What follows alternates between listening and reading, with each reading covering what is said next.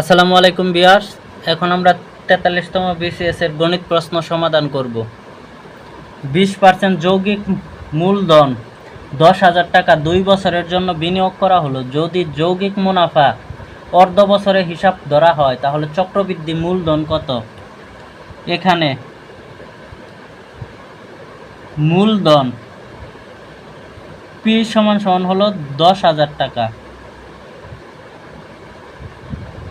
বছর এন সমান যেহেতু বলা হয়েছে 2 বছরের জন্য বিনিয়োগ করা হয়েছে, কিন্তু মুনাফা ধরা হয় অর্ধ বছরে, তার মানে 1 বছর হবে 2 বার মুনাফা। যেহেতু 2 বছর, তাহলে 2 গুণন 2 সমান হবে এন সমান 4, এবং আর সমান মুনাফার হার 20%। যেহেতু যৌগিক মুনাফা অর্ধ বছরে হয়, তার মানে 20/2 সমান হবে 10%।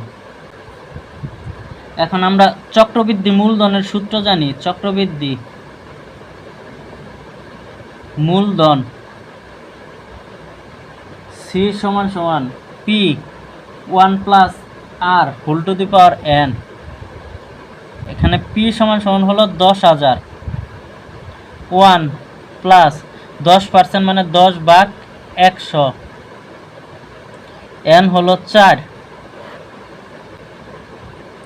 তাহলে 10,000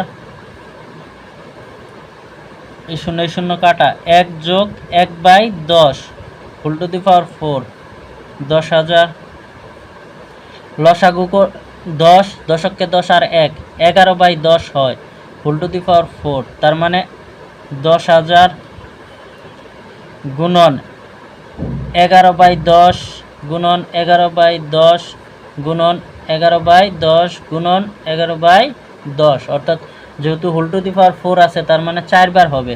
মানে এই শূন্য কাটা, এই শূন্য কাটা, এই শূন্য এবং এই শূন্য কাটা, 11 আছে 4 বার, তার মানে 11 টু দি পাওয়ার 4। অ্যান্সার হবে 11 টু দি পাওয়ার 4।